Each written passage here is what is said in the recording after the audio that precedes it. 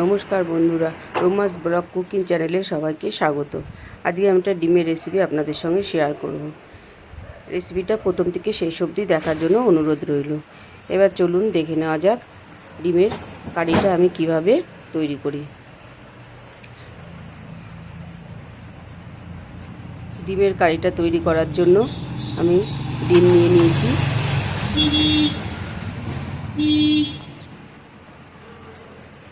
ডিমের কারিটা তৈরি করার জন্য আমি এখানে ডিম নিয়েছি। ডিমটাকে আমি সেদ্ধ করে নিয়েছি। দেখুন ডিমটা সেদ্ধ হয়ে গেছে। আমি কিছু মশলা করার জন্য এখানে নিয়েছি 2 রকমের পেঁয়াজ কেটে নিয়েছি। আমি পেঁয়াজ একটা কুচি নিয়েছি, একটু বড় নিয়েছি, আর টমেটো নিয়েছি। আমি রসুন নিয়েছি, আদার টুকরো নিয়েছি, 1 ইঞ্চি মতো আদার টুকরো করে নিয়েছি। আমি একটু বড় বড় করে পেঁয়াজ কেটেছি, আর নিয়েছি বেশ খানিকটা ভাঙা কাজু। এবারে আমি রান্নাটা শুরু করব। রান্নাটা শুরু করার জন্য কড়াইতে তেল দিয়ে দিয়েছি। তেলটা গরম হলে আমি এখানে যে মশলাগুলো ছিল সেই মশলাগুলো আমি এর মধ্যে দিয়ে দেব। আমি বড় বড় টুকরো করে কেটে রাখা পেঁয়াজগুলো দেব।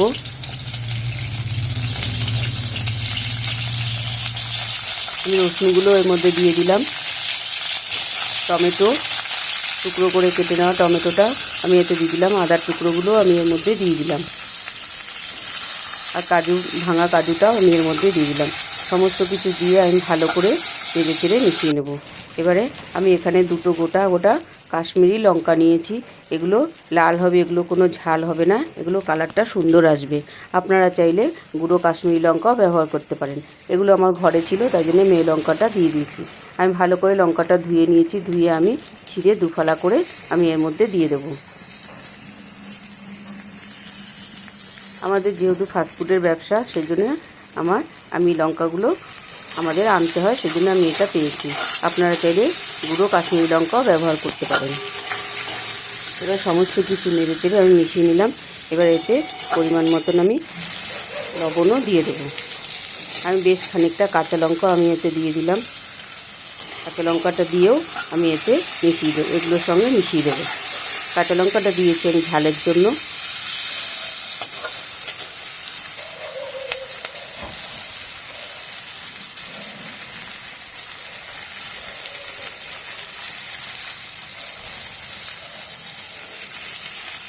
এবার এতে আমি অল্প পরিমাণে একটু লবণ দেবো, যাতে সমস্ত সবজি পেঁয়াজ রসুন আদা লঙ্কা এগুলো যাতে নরম হয়ে যায়, সেজন্য আমি এতে অল্প করে লবণ দিয়ে দিলাম। দিয়ে লবণটা দিয়ে ভালো করে নেড়ে চেড়ে এগুলোর সাথে মিশিয়ে দিলাম। আমি এতে অল্প করে একটু জল দেবো, যাতে এই রসুন পেঁয়াজ টমেটো লঙ্কাটা সেদ্ধ হয়ে যায়।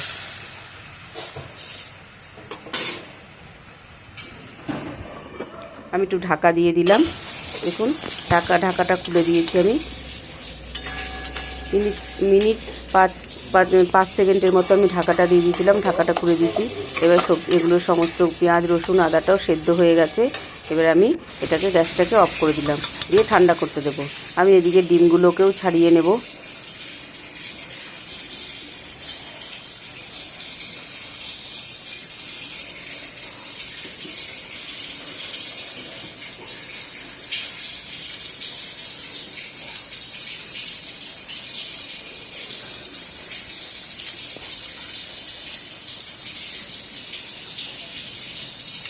ডিমগুলো সিদ্ধ করার সময় আমি একটু লবণ দিয়ে দিয়েছিলাম।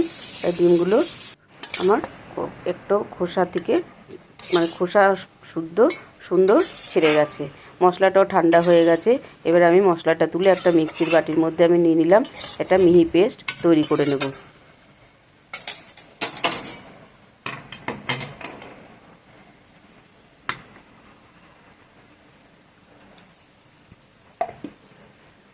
অন্যদিকে আমি কড়াইতে তেল দিয়ে দিয়েছি।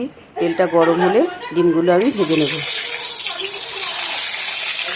নুন আর হলুদ তেলের মধ্যে দিয়ে দিয়েছি। এবারে ডিমগুলোকে আমি ভেজে নেব।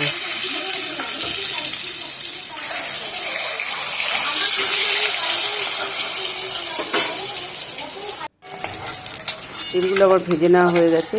এবার একটা একটা করে ডিমগুলোকে আমি তেলের থেকে তুলে অন্য একটা পাত্রের মধ্যে রেখে দেবো। কড়াইতে আমি জিরে ফোড়ন দিয়ে দিলাম। আমি 1 চামচি মতো সাদা জিরে ফোড়নে দিয়েছি। জিরেটা যখন একটু হালকা বাদামি কালার হয়ে যাবে তখন আমি পেঁয়াজ কুচিয়ে নেওয়া যে পেঁয়াজটা ছিল সেটা আমি তেলের মধ্যে দিয়ে দেবো।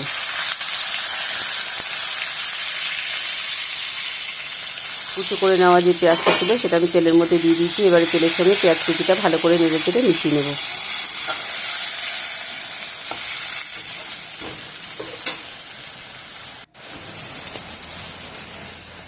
এবার আমি স্বাদ মতন লবণ দিয়ে দিলাম।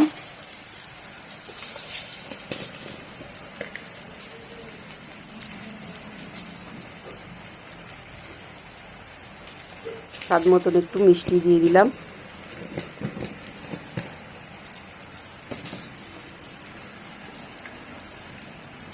আর পরিমাণ মতন এখানে আমি হলুদ গুঁড়ো দিয়ে দেবো।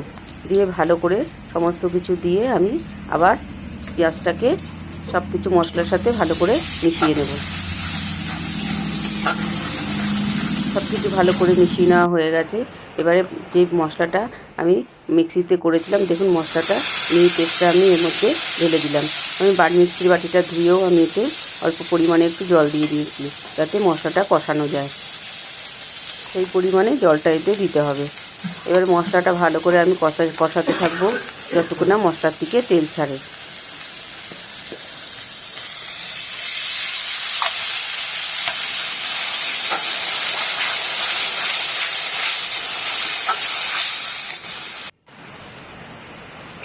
আমি এতে 1 চামচি মতন জিরে গুঁড়ো, 1 চামচি মতন ধনে গুঁড়ো আমি এতে দিয়ে দেবো।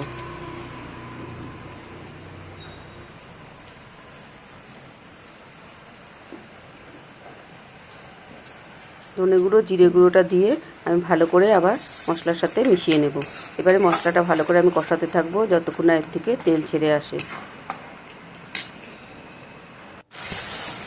দেখুন মশলার থেকে তেল ছেড়ে এসেছে অনেকটাই।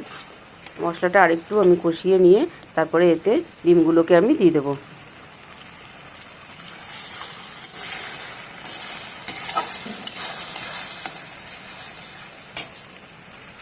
মশলাটা থেকে তেল ছেড়ে এসে এবারে ভেজে রাখা ডিমগুলো আমি এর মধ্যে দিয়ে দিলাম।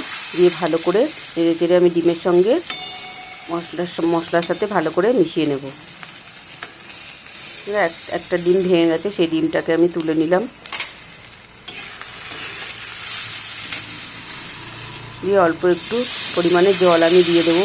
এটা একদম বেশি ঝোল দেবো না, অল্প গামাখা গামাখা এটা আমি কষা মতন নামাবো। এই ডিমের কারিটা রুটি, পরোটা, রাইসের সাথে খেতে অসাধারণ লাগে। এই রেসিপিটা একবার বাড়িতে আপনারা এইভাবে ডিমের কারি একবার ট্রাই করে দেখতে পারেন, খেতে খুবই ভালো হয়। দেখুন ঝোলটা আমার শুকিয়ে গেছে, তৈরি হয়ে গেল ডিমের কারি।